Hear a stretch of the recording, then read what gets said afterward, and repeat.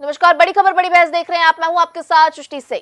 क्या बजट इस बार सत्र में सरकार की पोल खुलने वाली है? क्या कांग्रेस प्रदेश की जनता की आवाज बनकर भ्रष्टाचार, अपराध, बेरोजगारी और माफिया राज जैसे मुद्दों को सदन में उठाने के लिए तैयार है? मध्य प्रदेश विधानसभा के बजट सत्र में कांग्रेस ने सरकार को घेरने के लिए कमर कस ली है। नेता प्रतिपक्ष उमंग सिंघार ने साफ कहा है कि भाजपा के जंगल राज ने प्रदेश को पीछे धकेल दिया है। अपराध और घोटाले चरम पर हैं, लेकिन सरकार चुप है। इसी के खिलाफ कांग्रेस ने जनता से भी सहयोग मांगा है और मोबाइल नंबर जारी कर घोटालों, अपराधों और अन्य गड़बड़ियों से जुड़े प्रमाण साझा करने की अपील की है। कांग्रेस ने यह भी वादा किया है कि शिकायतकर्ता की पहचान गोपनीय रहेगी और पुख्ता प्रमाण मिलने पर सदन में सवाल उठाए जाएंगे। देखना दिलचस्प होगा कि क्या ये सत्र सरकार के लिए मुश्किलें बढ़ाएगा। आज इस मुद्दे पर चर्चा करेंगे, लेकिन देखिए इससे पहले एक स्पेशल रिपोर्ट।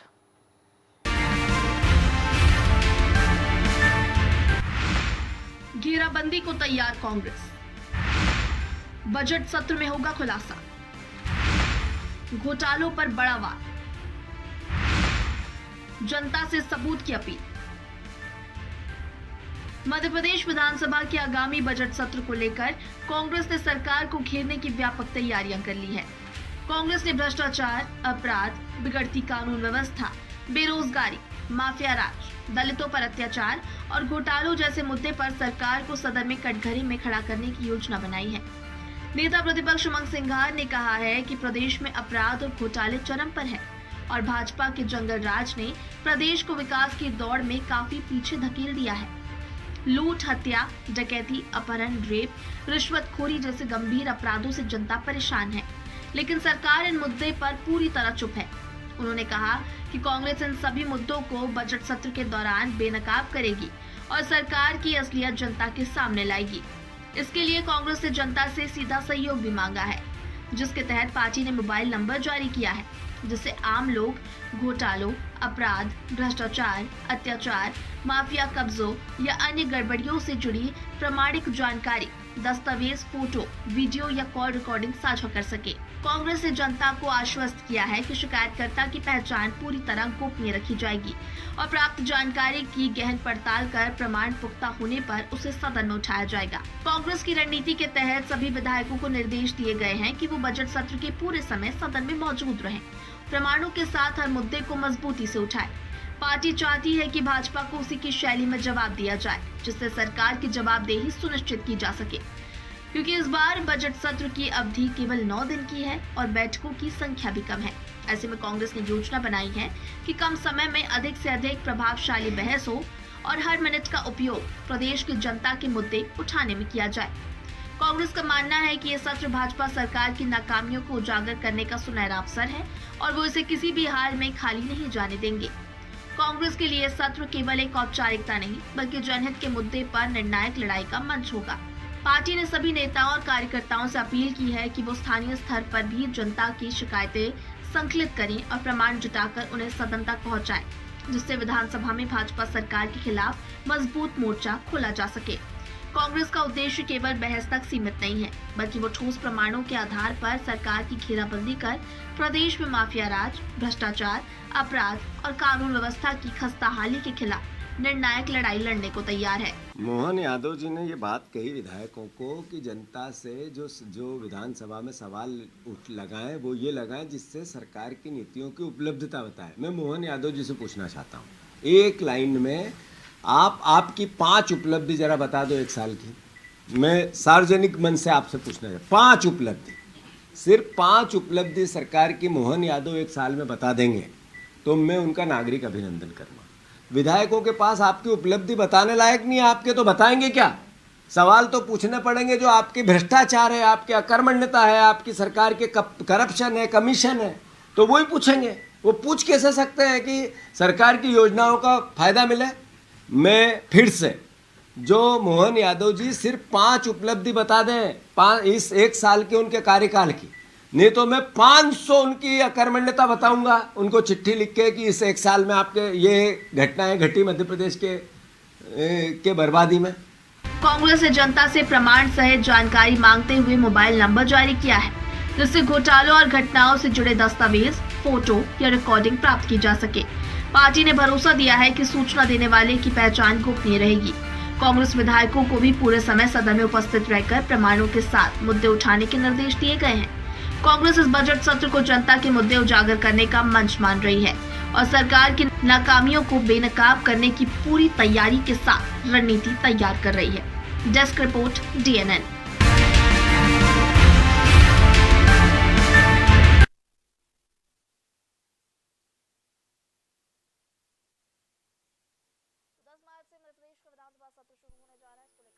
दलों की पर चर्चा करेंगे। हमारे साथ गेस्ट जुड़ गए, पहले उनसे आपका परिचय करा देते हैं। बीजेपी से हमारे साथ योगेश गुप्ता जुड़े हुए हैं, कांग्रेस से हमारे साथ अंबिका शर्मा जुड़े हुए हैं, वहीं हमारे साथ वरिष्ठ पत्रकार गणेश पांडे जी जुड़े हुए हैं।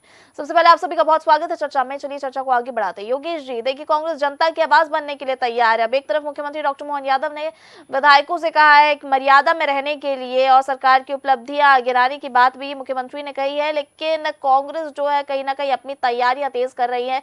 देखिए एक नंबर भी जारी किया है कांग्रेस ने कि यहाँ पर जनता जो है अपनी शिकायतें दर्ज करा सकती है और उन सभी शिकायतों को सदन में उठाएगी कांग्रेस। योगेश जी, देखिए, सबसे पहले कांग्रेस मध्य प्रदेश की जनता के समक्ष अप्रासंगिक हो चुकी है। कांग्रेस का कोई भी नेता, प्रवक्ता, कार्यकर्ता अगर जनता के पास जाए और उनसे इन बातों पर प्रश्न करे तो निश्चित रूप से जनता उनको कड़ा जवाब देगी। इसीलिए बजाय जनता के पास जाने के लिए नंबरों के माध्यम से जनता से सलाह मांगते हैं। अब इन्होंने जनता के जनार्दन के लिए या धन से जुड़े हुए काम ना तो कमल जी के 15 माह के कार्यकाल में किए, ना ही पिछले 55 साल जब तक कांग्रेस का शासन रहा, तो इन्होंने संसाधनों का दुरुपयोग किया, दोहन किया और भ्रष्टाचार खुलकर किया जमकर। तो भ्रष्टाचारियों को सब जगह भ्रष्टाचार नजर आता है। हम तो आपके माध्यम से कांग्रेस पार्टी और उनके नेताओं से ये आग्रह करेंगे कि 9 दिन का बजट का एक विशेष सत्र आयोजित किया जा रहा है, जिसमें मुख्य रूप से मध्य प्रदेश के विकास को लेकर जो बजट और पेश किया जाने वाला है, उसमें कांग्रेस के विधायक भी अपनी सहभागिता दें और जो उनके विधायक निधि के अंतर्गत जो बजट के अलॉटमेंट की राशि है वो अपने क्षेत्रों में विकास के काम कराएं। बजाय इसके कांग्रेस पार्टी मध्य प्रदेश में हमेशा उन मुद्दों पर बात करना चाहती है विधानसभा के अंदर, सार्थक चर्चा से कहने का तात्पर्य सतत चर्चा से बचना चाहती है और हो हंगामा का सदन को हमेशा बंद करने का प्रयास कांग्रेस पार्टी कर रहा है। वही दूसरी तरफ मध्य प्रदेश में यशस्वी मुख्यमंत्री डॉक्टर मोहन यादव ने अपने 12 महीने के कार्यकाल में मध्य प्रदेश की समक्ष जनता के समक्ष अपना वोट काट और जीतू पटवारी बोलते कि एक टाइम 5 ऐसे काम गिना दो। अरे 50 ऐसे काम है, अब आप देखना ही नहीं चाहोगे, अपने चश्मे से पड़ी धूप को हटाने नहीं चाहोगे। मध्य प्रदेश की जनता के समक्ष जाओ, वो बता देगी आपको कितने बड़े बड़े काम हुए हैं। यही कांग्रेस पार्टी कहा करती थी कि विधानसभा चुनाव के बाद लाडली बहनों के खातों में पैसा न बंद हुए क्या? यथावत हमारी सारी जनहित से जुड़ी हुई योजनाएं चल रही है। कल ही हमने परसों में ही भाइयों के लिए गेहूं का समर्थन मूल्य है, उसमें बोनस की 175 के 2600 रुपए प्रति क्विंटल किया है। 4000 रुपए प्रति हेक्टेयर के धान का मूल्य किसानों को दिया जाएगा। हम तो निरंतर किसान, माँ, बहन, बेटी जो हमारी ज्ञान, जो कि माननीय प्रधानमंत्री मोदी का मूल मंत्र है, गरीब, युवा, महिला और हमारा किसान, इसके उत्थान के लिए निरंतर प्रयास करते हैं। अभी GIA समिट के माध्यम से हमारे जो मेहमान आए थे वो मध्य प्रदेश की योजनाओं को सराहा गए। मध्य प्रदेश में होने वाले विकास को देखकर उन्होंने 1,77,000 करोड़ से ज्यादा का निवेश मध्य प्रदेश में आएगा, जिससे 13 लाख से ज्यादा युवाओं को रोजगार मिलेगा। निश्चित रूप से हमारे विधायक हमारी उपलब्धियों के ऊपर विधानसभा में चर्चा करेंगे, पूरी तैयारी के साथ आएंगे। कांग्रेस के हर प्रश्न का जवाब दिया जाएगा। बशर्ते कांग्रेस सार्थक चर्चा के लिए तैयार। ठीक है। अंबिका जी, देखिए योगेश जी कह रहे हैं कि जीतू पटवारी 5 उपलब्धियों की बात कर रहे हैं, लेकिन 50 ऐसी उपलब्धियां हैं जो मुख्यमंत्री डॉक्टर मोहन यादव ने पिछले 1 साल के कार्यकाल में की है, यानी जनता को दिए हैं उनकी उपलब्धियां। अगर जनता से पूछो तो जनता को उतना लाभ मिला है और आप 5 उपलब्धियों की बात कर रहे हैं। देखिए, निश्चित रूप से इनके पास उपलब्धियों का भंडार है। इनके पास उपलब्धि तमगा लगे हुए हैं। कानून व्यवस्था की जर्जर स्थिति है, ये भी इनकी उपलब्धि है। भ्रष्टाचार सत पर चढ़कर बोल रहा है सरकार के, ये भी इनकी उपलब्धि है। और सबसे बड़ी उपलब्धि तो ये है कि दरिंदगी हो रही है बच्चियों के साथ और ये मानवता की रक्षा नहीं कर पा रहे हैं, बच्चियों की रक्षा नहीं कर पा रहे। ये भी है। घोटाले बड़े बड़े हो रहे हैं, ये भी इनकी उपलब्धि है। और जिस प्रकार से ये भ्रष्टाचारी जो मगरमच्छ है अभी पकड़ नहीं पाए हैं, मछलियां आई हैं सौरभ शर्मा जैसी, ये भी उपलब्धियां हैं। उपलब्धियों के नाम पर ये बिल्कुल हम मान रहे हैं कि कुछ भी नहीं है, लेकिन हाँ ये उपलब्धियां हैं। अगर ये उपलब्धियां हैं इनकी, तो कमियां आप बता दीजिए फिर। तो हम अगर बता तो रहे उपलब्धि, हाँ, कमियों को अगर आप उपलब्धियां बता रहे हैं तो फिर उपलब्धियां भी, कमियां भी गिना दीजिए। देखिए सरपंच जी, इनकी उपलब्धियों के नाम पर पूरी प्रेस जानती है, पूरी जनता जानती है। ये उपलब्धि है इनकी, अहंकार से ठोकर बोल रहे हैं। इनके प्रहलाद पटेल जी क्या कह रहे हैं ये भी आपको पता है, ठीक है। जनता को भिखारी कह रहे हैं।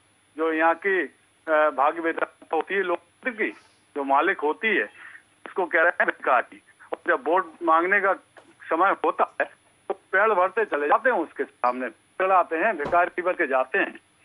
और जब ताजपोशी हो जाती है, सत्ता से युक्त हो जाते हैं, अधिकारों से संपन्न हो जाते हैं, तो फिर वो भिखारी दिखने लगती है जनता।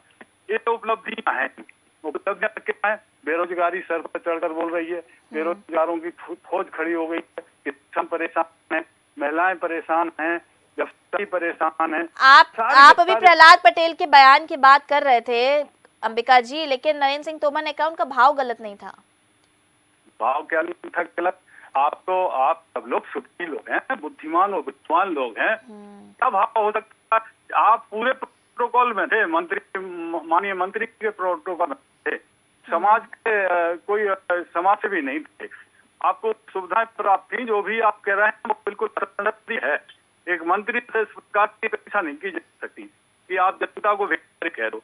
समाज सेवा का अगर ज्यादा ही चलकर आपको वो भाव जागृत हो गया है तो पहले रिजाइन करो, इसके बाद केवल अपनी समाज में करो। आप केवल लोधी जाति के मंत्री नहीं हो, आप पूरे मध्य प्रदेश के मंत्री हो। आपने जिस प्रकार से जन सामान्य की भावनाओं को आहत किया है, और हम तो ये मानते हैं कि लोधी समाज की भावनाओं को आहत किया आपने। क्या जरूरत थी ये कहने की कि आप कार्य हो मांग पत्र का टोकरा लेके हमारे सामने आ जाते हो? अरे किसके पास जाएंगे? मंत्री के पास नहीं जाएंगे, जनता तो किसके पास जाएगी बताएं आप? कोई दलाल आपने इकट्ठे कर लिए हैं क्या? दलालों के फिलहाल जनता के लिए आप कैंपेन चला ही रहे ना, उनकी शिकायत तो आप सुनिए ना, आपने नंबर भी जारी कर दिया है। हाँ तो बिल्कुल करेंगे, हमने तो किया है। कांग्रेस पार्टी ने नंबर जारी कर दिया है कि जो भी शिकायतें हैं प्रशासन से हो, शासन से हो, बिल्कुल ये शिकायतें इकट्ठा कीजिए आप। तब तक गणेश जी मैं आपका कमेंट ले लेती हूँ। बीजेपी से आपने अभी योगेश जी को भी सुना, आपने अंबिका जी को भी सुना, तमाम तरह की बातें, यानी बजट सत्र को लेकर तैयारियां दोनों दलों की अपनी अपनी तरफ है। एक तरफ सरकार अपनी उपलब्धियों की बात कर रही है, दूसरी तरफ नाकामियों की बात कांग्रेस उठा रही है। गणेश जी आप एक बार फिर से रिपीट कीजिए प्लीज। गणेश जी मेरा सवाल है, देखिए दोनों को आपने सुना, अभी आप बीजेपी प्रवक्ता को भी सुन रहे थे, कांग्रेस के प्रवक्ता को भी सुन रहे थे। एक तरफ भारतीय जनता पार्टी से जो योगेश गुप्ता, उनका कहना है कि सरकार अपनी उपलब्धियां गिनाएगी इस सत्र में और उपलब्धियों की बात कर रहे हैं वो, दूसरी तरफ नाकामियों की बात कांग्रेस पार्टी कर रही है। देखिए विधानसभा का सत्र 10 मार्च शुरू हो रहा है, 24 मार्च तक चलेगा, होंगे। इस दौरान जो है इस दौरान 12 तारीख को वित्त मंत्री अपना बजट भी पेश करेंगे। लगभग 4 लाख करोड़ का बजट प्रस्तुत करने का अनुमान है। और बजट में जो मुख्यमंत्री मोहन यादव का फोकस रहेगा वो किसान, युवा, महिलाओं को विकसित करेगा। साथ ही वो इस बजट में बात कर रहे हैं सिंहस्थ महाकुंभ की तैयारी को लेकर बड़ा बजट का प्रावधान करने जा रहा है। ये तो ये बीजेपी की तैयारी। दूसरी तरफ कांग्रेस इस सत्र में हंगामा होने के आसार बने हैं। पहला सौरभ शर्मा एपिसोड को लेकर गोविंद राजपूत के हमले की तैयारी है।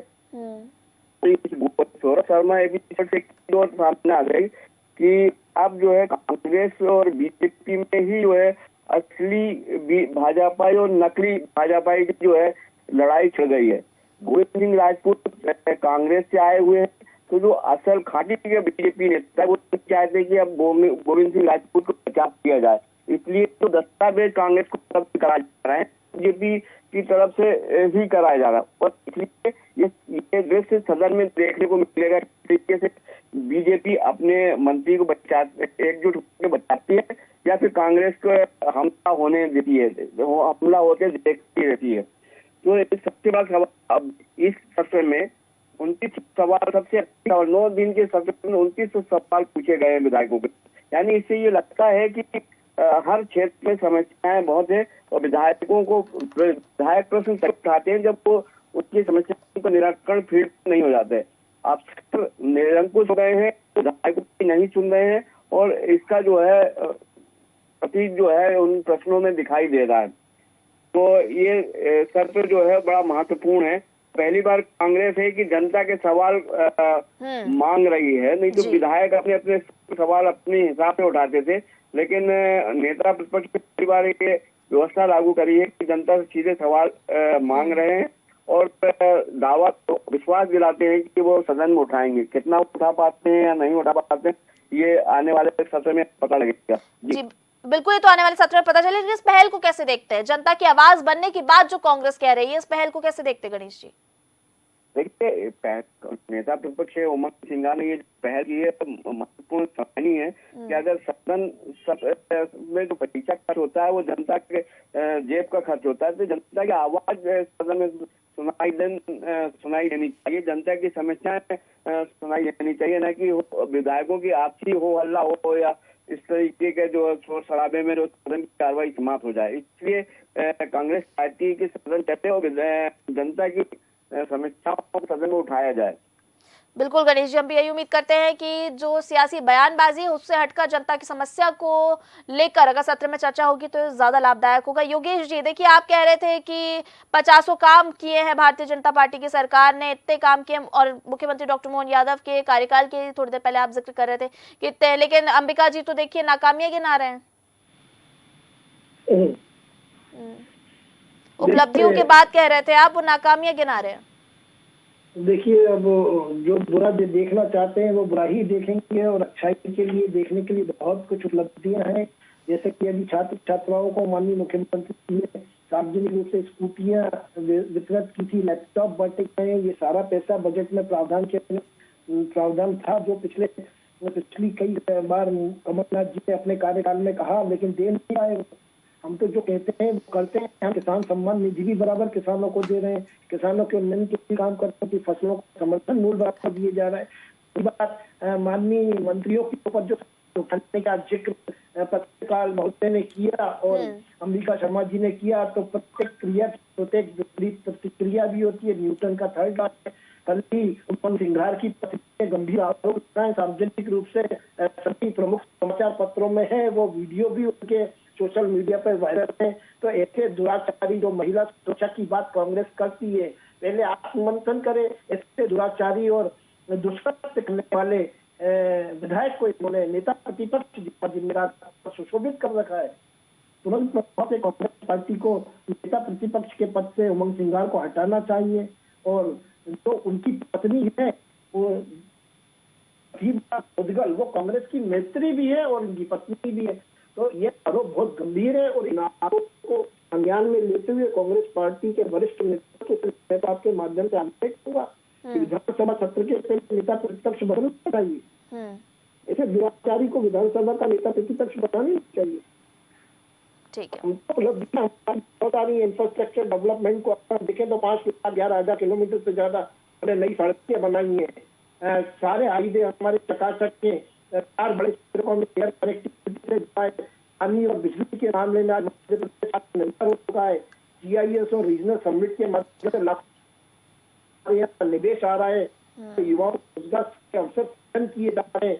CM राइस स्कूल और कॉलेज खोले जा रहे हैं। 10 नए मेडिकल कॉलेज खोले गए हैं पिछले सत्र में। 10 और नए मेडिकल कॉलेज खोलने की पूरी प्रस्तावना तैयार है। तो निश्चित रूप से मध्य प्रदेश विकास के सरकार केंद्र से भी भरपूर सहयोग मिल रहा है। जो कमलनाथ जी रोना रहते थे अपने 15-18 माह के कार्यकाल में कि हमने कभी इस प्रकार का कुछ रोना नहीं है, कभी जनहितकारी जन कल्याण से जुड़ी सारी योजना यथावत संचालित है और सभी योजनाओं के लिए बजट का प्रावधान बराबर किया जाता है। तो देखिए, कथनी और करनी के पत्ते आप 2003 का बीमारू मध्य प्रदेश देखेंगे और वर्तमान का मध्य प्रदेश देखेंगे जो देश के पटल पर सोलह अर्थव्यवस्था बन चुका है। 2003 में 3% इकोनॉमी ग्रोथ होती थी, आज हमारी 16.5% की ग्रोथ है। कृषि दर 4% होती थी, आज 14.5% की कृषि ग्रोथ है। एग्रीकल्चर, हम्म, जहाँ प्रति व्यक्ति की आय 11,000 रुपए प्रति थी, आज 1.5 लाख रुपए प्रति व्यक्ति की आय है सालाना। तो निश्चित रूप से मध्य प्रदेश के जन उत्थान के लिए काम कर रही है भारतीय जनता पार्टी की सरकार। 55-60 साल का थोड़ा और लगेगा, लेकिन आत्मनिर्भर रहेगी। मध्य प्रदेश की जनता समझ रही है। ठीक है अंबिका जी, लीजिए उन्होंने गिना दी उपलब्धि, आप क्या कहेंगे? जो हम लोग आप उपलब्धियों पर सवाल उठा रहे थे, नाकामियां गिना रहे थे सरकार की, कह रहे थे ये उपलब्धियां, लीजिए उन्होंने गिना दी उपलब्धि, आप क्या कहेंगे? हाँ, उपलब्धि है इनकी। हाँ। 4 लाख करोड़ रुपए ले लिए हैं कर्जों के जब से सरकार में और नाकामियां गिनाने लगे, यानी आप मान नहीं रहे हैं? 4 लाख करोड़ रुपए ले लिए। जितनी इन्वेस्टर समिति हैं उनमें भी सब ढाके थी बात, और कोई परिणाम नहीं निकले, सब निराशाजनक परिणाम थे। कानून व्यवस्था की है और भ्रष्टाचार जबरदस्त रूप से यहाँ पर फैला हुआ है, सर्वत्र व्याप्त है। पूरे देश में सबसे ज्यादा भ्रष्ट कोई प्रदेश है तो मध्य प्रदेश है। ये राजस्थान के साथ अपनी बातें रखते हैं। और दूसरा, कानून व्यवस्था की स्थिति जर्जर है, ये आपको पता है। किसान परेशान हो रहा है। कितने आपने डीजल के भाव, जो वेटेज आपने लगाया है डीजल पर, वो कम नहीं किए आपने। और आपने जो भी किसानी से संबंधित जो भी वस्तुएं होती हैं, जो भी चीजें होती हैं, उन पर भी बहुत जबरदस्त आपने जीएसटी लगाई है। अच्छा अंबिका जी, पिछले सत्र में तो चाय की केटली लेकर पहुंचे थे, इस बार क्या कुछ नया होने वाला है? बिल्कुल शशि जी, हम लोग सारी बातों पर फोकस किए हुए हैं। सदन से लेके तक हम इनके खिलाफ लड़ाई लड़ेंगे और इनकी नींद हराम कर देंगे। आप बिल्कुल उम्मीद करते हैं कि सियासी बयानबाजी से हटकर जो आप बात कर रहे हैं कि जनता की शिकायतों को आप उठाएंगे सदन में, तो वही मुद्दों को उठाएं। बच्चे पैसे के काम जनता का हो ही नहीं रहा है। तहसील में नामांतरण नहीं हो रहे हैं, लोगों के बंटवारे नहीं हो रहे हैं, सीमांकन नहीं हो रहे हैं। किसान परेशान हैं इन तमाम बातों को लेकर। शिकायतें नहीं सुनी जा रही हैं, लोग घूम रहे हैं। जब तक माननीय विधायक का संकेत नहीं होता है, तब तक थानेदार शिकायत नहीं लेते हैं। ऐसी स्थिति कानून व्यवस्था की है। बिल्कुल यहाँ का जनमानस हार चुका है, परेशान हो चुका है सरकार की मानसिकता से, सरकार की जो भी इन्होंने दुर्भाग्यपूर्ण वातावरण मध्य प्रदेश का बना दिया है, तो उसे लेकर इतना परेशान है जनमानस के, जिसकी कोई सीमा नहीं है। जैसे तैसे आप ये चाहते हैं कि भैया ये समय 2-3 सप्ताह इनका सरकार का है, वो निपट जाए और इस बात पब्लिक पूरा मन बनाए हुए है, वक्त जाएगी। इसको दूर की कौन सत्ता के जो सपने अब देख नहीं पाएंगे। साकार करना तो बहुत बड़ी बात है। ठीक है अंबिका जी, बिल्कुल आपकी तैयारियों को देख रहे हैं हम कि कांग्रेस पार्टी अपनी तैयारी कर रही है, बीजेपी अपनी तैयारियां कर रही है, तो सत्र कैसा होगा देखने वाली बात होगी। गणेश जी, एक आखिरी कमेंट दे दीजिए। दोनों की बातें, यानी उपलब्धियां नाकामियां तो ये चलती रहेंगी, लेकिन जनता को क्या उम्मीदें हैं इस सत्र से, जो कि आगामी सत्र है, क्योंकि कम वक्त रहेगा इस सत्र में, तो क्या उम्मीदें हैं, क्या होना चाहिए, संक्षिप्त में थोड़ा सा बता दीजिए। देखिए, केंद्र के बजट आने के बाद मध्य प्रदेश सरकार अपना बजट लेके आ रही है, तो जनता को उम्मीद है कि कुछ उनको महंगाई से राहत मिलेगी। पेट्रोल में जो मध्य प्रदेश में सबसे अधिक वेट टैक्स लगता है, तो जनता की अपेक्षा ये है कि हो सकता है मोहन यादव वेट टैक्स से कम कर दें, ताकि पेट्रोल और डीजल की कीमत कम हो सके। इन्हीं अपेक्षाओं के तहत उम्मीद है कि जो सदन की कार्रवाई पूरे समय चलेगी और जनता की आवाज मुखर होगी। बिल्कुल, और कोई नया टैक्स ना लगाया जाए, ये भी जनता उम्मीद कर रही है। फिलहाल चलिए, समय का अभाव, इसलिए चर्चा को विराम देंगे। हमारे सभी गेस्ट को हमारे साथ जुड़ने के लिए बहुत धन्यवाद। योगेश जी आपको बहुत धन्यवाद, अंबिका जी आपको बहुत धन्यवाद, गणेश जी आपको भी बहुत धन्यवाद। तो बिल्कुल 9 मार्च से आगामी बजट सत्र शुरू होने जा रहा है, इसको लेकर तैयारियां हैं। जहां एक तरफ सत्ता पक्ष अपनी तैयारियों में है, मुख्यमंत्री डॉक्टर मोहन यादव ने विधायकों से बातचीत की है, उनसे कहा है कि आप सरकार की उपलब्धियां गिनाएं और मर्यादा का विशेष ध्यान रखें। दूसरी ओर कांग्रेस पार्टी जनता की शिकायत लेकर इस सत्र में पहुंच रही है। क्या कुछ खास इस सत्र में होगा, देखने वाली बात होगी। फिलहाल बड़ी खबर बड़ी बहस में इतना ही। मुझे दीजिए इजाजत, आप देखते रहिए DN। नमस्कार।